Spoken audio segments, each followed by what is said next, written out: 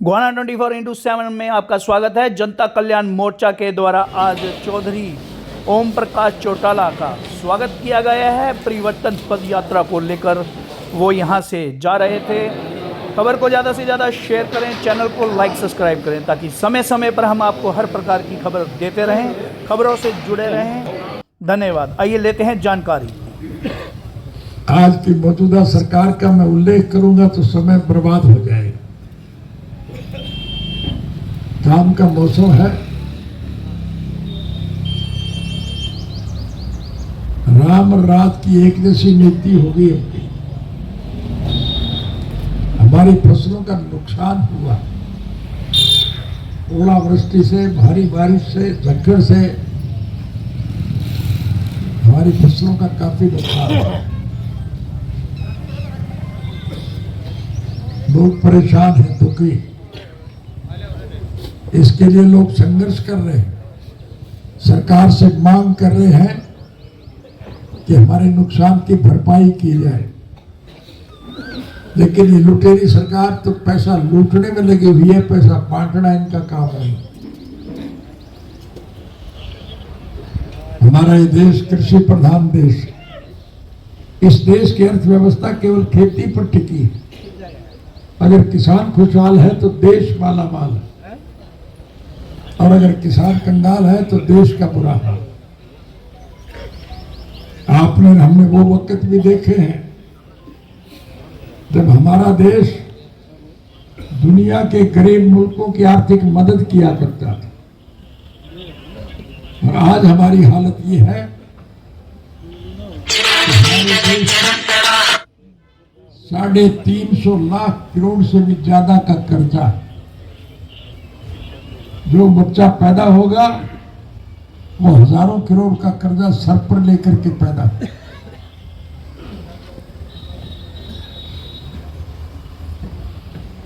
ये कैसे कर्जा हुआ है? विकास के नाम पर एक ईंट नहीं लग रही है। हमने जो सड़कें बनाई थी वो टूट गई, उनकी मरम्मत तक नहीं हो रही। स्कूलों की बिल्डिंग गिर रही है, मास्टर नहीं है। अस्पतालों में दवाई और डॉक्टर नहीं है। बिजली और पानी का अभाव है। खाद और बीज के लिए हम लाइन में लगते हैं, शाम को खाली हाथ वापस आ जाते हैं। प्रभु की कृपा से अगर हमारी उपज बढ़ जाए तो हमें उसका पूरा भाव नहीं मिलता है। गन्ना हम पैदा करते हैं, लेकिन उसको कोई खरीदने वाला नहीं। शुगर मिलें अगर खरीदती हैं तो जल्दी से पैसा नहीं देती, लेकिन उस गन्ने से जो चीनी बनती है उसके दाम रोज बढ़ते। चना, मूंग, मोठ, मसर हम पैदा करते हैं, उसका कोई खरीदार नहीं है। और उससे जो दाल बनती है वो दाल निरंतर महंगी हो जाती है। जमीन खोद करके डीजल हम पैदा करते हैं। ट्रैक्टरों में, बसों में, ट्रकों में डीजल जलता है, उसके दाम रोज बढ़ते हैं। लेकिन हवाई जहाज में और जहाज में जो तेल जलता है उसके दाम निरंतर कम होते जाते हैं, क्योंकि उसमें अमीर लोग सफर करते हैं। ये पूंजीपतियों की सरकार है, इसलिए इस प्रकार के टैक्स इस देश में लगाए जाते हैं जिससे योजनाबद्ध तरीके से सारा पैसा मुट्ठी भर जो बड़े उद्योगी घराने हैं, ये बिरला, टाटा, डालमिया, बांगड़, थापड़, किर्लोस्कर, मोदी, अंबानी और अडानी टाइप के जो लोग हैं, वो पैसा उनके पास जाता है और उनसे ये लुटेरी सरकार के लोग लूट के खा जाते हैं। मुझे दुनिया के 152 मुल्कों में जाने का अवसर मिला। हर मुल्क को नजदीक से देखने के बाद मैं इस नतीजे पर पहुंचा कि समूचे विश्व के स्तर पर भारतवर्ष एक ऐसा अग्रणी देश है जो दुनिया के गरीब मुल्कों की आर्थिक तौर पर मदद करते हैं, धर्म और मजहब के नाम पर लोगों को बांटने के बजाय सबको इकट्ठा करते हैं। हम अपने तीज त्योहार, होली, दिवाली, ईद और क्रिसमस सब मिलकर के मनाते हैं, लेकिन दुर्भाग्य देश का रहा कि कुछ मुट्ठी भर स्वार्थी किस्म के लोगों ने सत्ता लेकर लूट मचाने के लिए धर्म, मजहब, जात, बिरादरी के नाम पर इस देश में फूट पैदा बांटने का काम, और हमारी फूट का फायदा उठा करके वो लोग सत्ता पर काबिज हो गए। उन्हें देश से कोई सरोकार नहीं, जनता से कोई प्यार नहीं, वो तो पैसे के लोभी लोग हैं। पैसा इकट्ठा करना, लूट मचाना उनका ध्येय है। यहां तक कि स्वर्गीय चौधरी देवीलाल जी ने बूढ़े बुजुर्गों को जो पेंशन, सम्मानित पेंशन के तौर पर मुकर्रर किए थे, इन कमबख्तों ने वो पेंशन भी काटनी शुरू कर दी।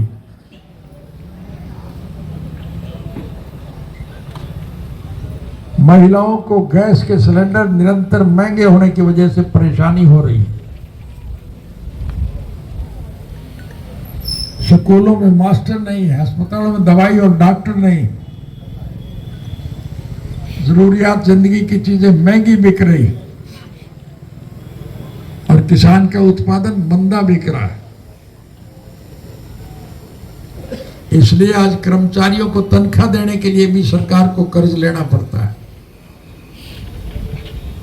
जो बच्चा पैदा होगा वो हजारों करोड़ का कर्जा सर पर लेकर के पैदा हो। देश की हालत बहुत खराब है। इन विकट परिस्थितियों से देश को अगर कोई बचा सकता है तो केवल मात्र इंडियन नेशनल लोकदल पार्टी ही। हम जब सभाओं में जाते हैं तो स्वयं देखते हैं कि मंच के ऊपर विभिन्न राजनीतिक पार्टियों के अग्रणी नेता बैठे हुए हैं, वो सब दुखी हैं।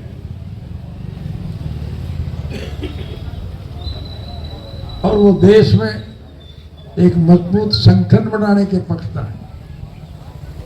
इसलिए लाखों की संख्या में हम जो सभा में बैठे, वो लोग हमें देख करके उनको ये हौसला होता है कि इंडियन नेशनल लोकदल पार्टी ही संगठित होकर के इस देश को इस कुरीतियों से बचा सकती है।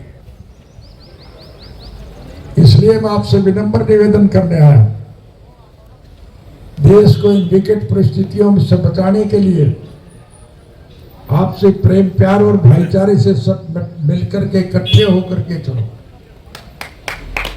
जो लोग रास्ता भटक गए, गुमराह हो गए, बहका लिए गए, या जो स्वार्थ के वशीभूत सत्ता पक्ष में चले गए, वो आज बहुत दुखी है। वो आपसे पुनः जुड़ना चाहते हैं। हमारा किसी से कोई द्वेष नहीं है, हमारा किसी से कोई विरोध नहीं है, हमारा कोई व्यक्तिगत स्वार्थ नहीं है, हमारा कोई राजनीतिक स्वार्थ नहीं है। हम तो स्वर्गीय चौधरी देवीलाल जी के स्वप्न साकार करना चाहते हैं। चौधरी, आपकी जब सरकार बनेगी तो सारी फसलों का मुआवजा हम आपको देंगे।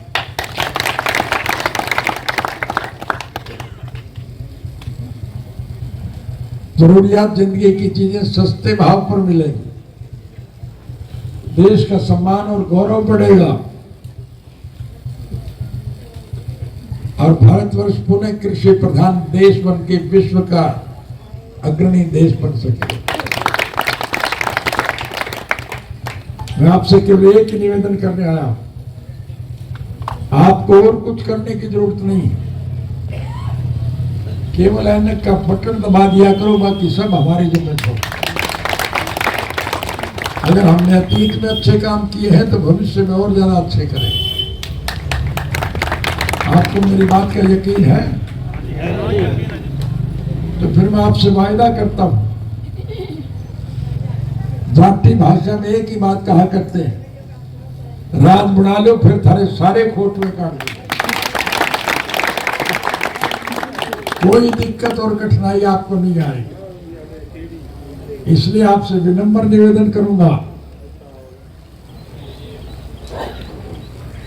कि जातवाद पार्टीबाजी, धर्म और मजहब को समाप्त करके इकट्ठे हो जाओ। इकट्ठे होकर के इस कुटिल सरकार का अंत करो। किसान और कमेरे सरकार के मालिक बनेंगे, लुटेरे जेल की सलाखों के पीछे बंद किए जाए। परिवर्तन पद यात्रा का स्वागत खेड़ी तुमकन गांव में किया गया। बहुत हर्षोल्लास के साथ किया गया है।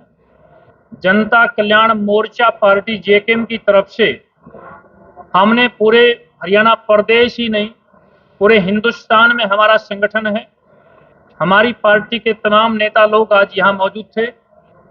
हम लोगों ने अभय सिंह चौटाला जी के संघर्ष को फूल चढ़ाते हुए, बुजुर्गों की पेंशन कटी है उनकी आस अभय चौटाला जी हैं। पुरानी पेंशन जो बहाल करना चाहते कर्मचारी, उनकी पेंशन बहाल हो उसकी आस अभय चौटाला जी हैं। लुटते हुए किसान जो इतिहास में इतना लंबा लंबा संघर्ष करके और अभय सिंह चौटाला जी ने अपना पद देकर उनकी जीत कराई, किसान मसीहा और किसानों की आस अभय चौटाला जी हैं। और अभी हाल में घटना घटी, हरियाणा प्रदेश के गांव देहात के चुने हुए सरपंचों को पीटा गया। उन सरपंचों के पीटते हुए घाव की मरहम की आस अभय चौटाला जी हैं। और आप सब लोगों को मालूम है कि हिंदुस्तान की आन बान सहे कहे जाने वाले खिलाड़ी आज रोड के ऊपर बैठे हैं। उन सबकी आस अभय चौटाला जी हैं। इसलिए हमारी पार्टी ने ये निर्णय लिया कि जो जनता के लिए, गांव के लिए, देहात के लिए, किसान के लिए, महिलाओं के लिए, खिलाड़ियों के लिए, कर्मचारियों के लिए, मजदूरों के जो लड़ाई लड़ने जा रहा है, क्यों नहीं हमारी पार्टी उसका सहयोग और समर्थन दे। इस हिंदुस्तान में केवल एक ही नेता है जो जबान का धनी है, केवल एक ही शख्सियत है जो कह दिया जिसको पूरा करता है, वो अभय सिंह चौटाला जी जिसका नाम है। इसलिए हमारी जनता कल्याण मोर्चा पार्टी ने बिना शर्त के समर्थन दिया है और बहुत आगे तक का समर्थन दिया है। अभय सिंह चौटाला जी जो भी निर्णय लेंगे, महागठबंधन में जाएंगे, किसके साथ समर्थन करेंगे, किसको साथ लेंगे, नहीं लेंगे, ये सारा निर्णय हमने अभय सिंह चौटाला जी के ऊपर छोड़ा है। और ये मेरी अपनी मर्जी नहीं है, ये जनता कल्याण मोर्चा के साथ साथ हिंदुस्तान के अंदर हरियाणा प्रदेश का इस टाइम जिक्र चल रहा है कि हरियाणा प्रदेश में बदलाव होने जा रहा है। संघर्ष भरी यात्रा चल रही है, वो परिवर्तन पद यात्रा चल रही है जिसके नायक अभय सिंह चौटाला जी हैं। और अभय सिंह चौटाला जी के नेतृत्व में ही, अभय सिंह चौटाला जी की अगुवाई में ही हरियाणा प्रदेश में 2024 में सरकार बनने जा रही है। ये हरियाणा प्रदेश की जनता ने ठान लिया है। रही बात हिंदुस्तान की, चौधरी ओम प्रकाश चौटाला जी की अगुवाई में, चौधरी ओम प्रकाश चौटाला जी के आह्वान से तमाम विपक्ष इकट्ठा होकर रणनीति बनाने पर विचार कर रहा है और एक बहुत बड़ा महागठबंधन होने जा रहा है। तो मेरा ये मानना है कि हमने अभय सिंह चौटाला जी के हाथ मजबूत किए हैं, ये रंग लाएगा, इसका रिजल्ट आएगा। 2024 में हरियाणा प्रदेश का किसान और मजदूर खुशहाल होगा। सबकी आस विश्वास हम सब लेके चल रहे हैं। आज हमने यात्रा का बहुत भारी स्वागत किया है और ये स्वागत हमारे आसपास सभी गांव से और सबने मिलकर किया है और हम आगे भी स्वागत करते रहेंगे। तमाम हरियाणा प्रदेश में हमारे हर हलके में, जिले में सभी पदाधिकारी तन मन धन से दिन रात कार्य करेंगे। चौधरी ओम प्रकाश चौटाला जी की जो सजग नेतृत्व, कुशल प्रशासक करता है, उनकी विचारधारा को आगे बढ़ाते रहेंगे। आज हमने स्वागत किया, आप सबका बहुत बहुत धन्यवाद। इलेक्शन की तैयारी आप उनके साथ मिलकर करेंगे? किनके साथ? इंडियन नेशनल लोकदल, जनता कल्याण मोर्चा हरियाणा प्रदेश की जनता के साथ मिलकर 2024 की तैयारी कर रही है। इस बार हरियाणा प्रदेश की जनता, जनता कल्याण मोर्चा, इंडियन नेशनल लोकदल चौधरी अभय सिंह चौटाला जी की अगुवाई में चुनाव होने जा रहा है और जनता की सरकार 24 में बन रही है। अगर सीएम जीत होती है तो सीएम का चेहरा किसका रहेगा?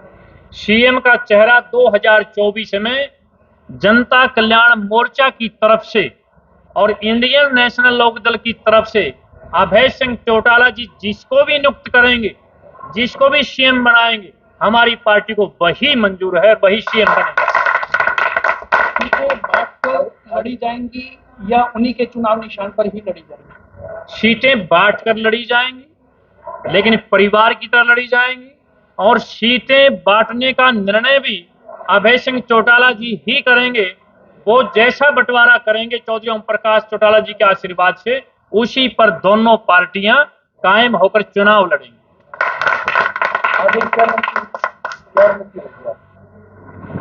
रणनीति हमारी कुछ भी नहीं रहेगी। हमारा तो एक ही काम है, इंडियन नेशनल लोकदल का और जनता कल्याण मोर्चा का, कि जनता की भलाई के लिए सोचा जाए, जनता के दुख दर्दों को मिटने के बारे में सोचा जाए, मौजूदा सरकार के द्वारा उलझाए गए कागजों के फेर में जनता को कैसे निकाला जाए, आईडी, फैमिली आईडी को निरस्त किया जाए, कटी हुई पेंशन को बहाल किया जाए, जो पेंशन की मांग है उसको दोबारा से लागू किया जाए, सरपंचों का हक और अधिकार दिलाया जाए और बुजुर्गों की पेंशन बढ़ाई जाए। ये सारी हमारी योजनाएं हैं, हमारी रणनीति नहीं है। रणनीति वो लोग बनाते हैं जो जनता में काम तो करते नहीं, केवल रणनीति बनाते रहते। आपके मैनिफेस्टो को वो मानेंगे? कौन? इनेलो वाले जो हैं अभय चौटाला जी, क्या उस मैनिफेस्टो को मानेंगे? मैनिफेस्टो है वे के नजदीक, कोई भी ले आओ। हमारे मैनिफेस्टो में सबसे एक नंबर पर लिखा हुआ है कि शिक्षा पूरी मुफ्त होनी चाहिए। एक नंबर पर जो लिखी हुई बात, राजनीतिक बात नहीं करते। मंगाओ वे कहीं से मैनिफेस्टो ले आओ। अब चौटाला साहब के मुंह से आपने सुना था ना कि शिक्षा फ्री होनी चाहिए। नंबर 2 पर हमारे इस समय लिखा हुआ है कि स्वास्थ्य फ्री होना चाहिए, नंबर 2 पर लिखा हुआ। चौटाला साहब ने अभी कहा था कि कपड़ा, मकान, शिक्षा और दवाई सारी फ्री होनी चाहिए। नंबर 3 पर लिखा हुआ है बिजली के जो मीटर बाहर लगे हुए हैं इन सब को उतार कर फेंक दिया जाए, पुराने मीटर दोबारा से लगेंगे। हमने कहा कि हम 7100 पेंशन इसमें देना चाहते हैं। चौटाला साहब ने कहा कि हम 7500 देंगे। हमने कहा कि हम बेरोजगारी भत्ता 18,000 रुपये देना चाहते हैं। चौटाला साहब ने कहा कि हम 21,000 रुपये देंगे। हमने कहा कि हम इस फैमिली आईडी को बंद करना चाहते हैं। चौटाला साहब ने कहा कि 1-2 कागज और भी बंद कर देंगे, आप चिंता ना करो। इसलिए हमारा सारा निर्णय सही है।